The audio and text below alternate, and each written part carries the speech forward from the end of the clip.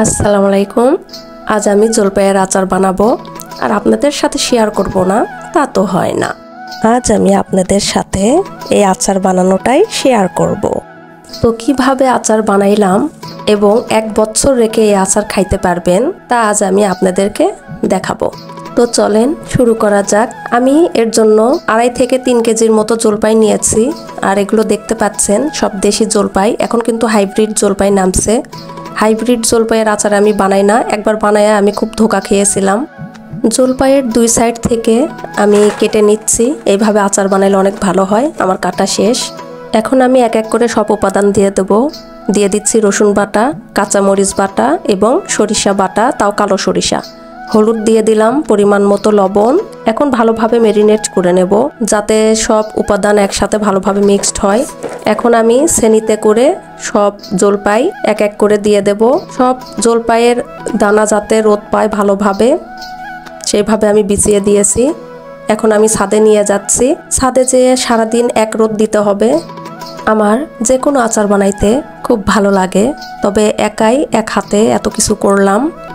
আমার কোনো ক্যামেরাম্যান নাই, কেউ নাই, নিজে নিজেই সব কিছু করতে হয়। ওকে এখন ছাদে নিয়ে যাচ্ছি। দেখতেই পাচ্ছেন আমি একা হাতে সব কিছু করতেছি।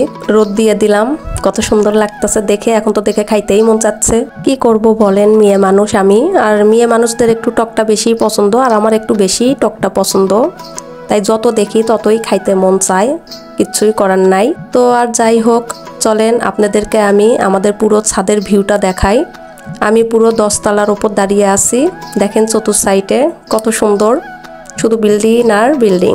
এখন বিকালবেলা হয়ে আসছে, হালকা রোদ আছে। আমি এখন নিয়ে যাব। নিতে এসেও দেখেন আমি খাইতে ধরেছি। আমার আর মন মানে নাটক দেখলে যে খাইতেই হবে। আহ কি মজা, কি আর বলবো আপনাদেরকে। ওকে, তাহলে এখন আমি বাসায় নিয়ে যাচ্ছি সবগুলো। এখন আচার ভাজার সময় চলে আসছে আমার।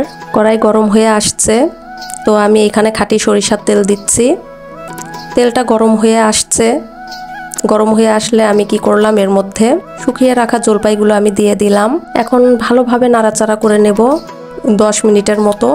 10 মিনিট হয়ে আসলে আমি এর মধ্যে 5 ফোড়নের দানা দিয়ে দেব। এইগুলো দাঁতের নিচে পড়লে খুব ভালো লাগে।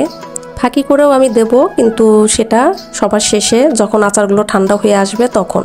এখন দেখেন তেল ওপরে উঠে আসছে। তারপর আমি এর মধ্যে আলাম রসুন দিলাম, কারণ রসুন না দিলে আমার হবে না।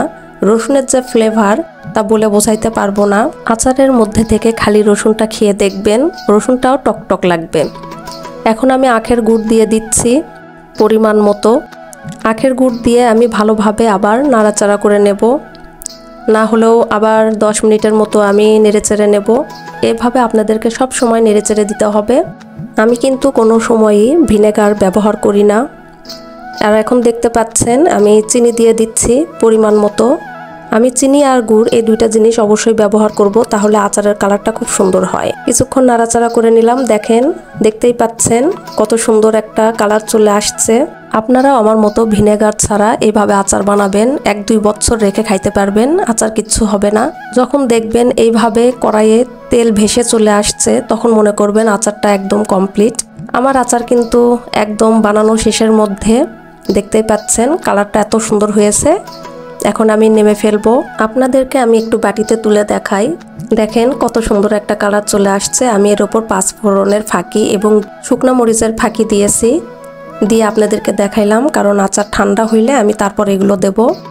রাতের বেলা আচারগুলো ঠান্ডা হয়ে আসলে আমি মশলা মিক্সড করে এইভাবে কাচের বয়ামে তুলে ফেলেছি। দেখেন। ওকে, সবাই ভালো থাকবেন। আজ এই পর্যন্ত, আর আমার জন্য দোয়া করবেন। আল্লাহ হাফেজ।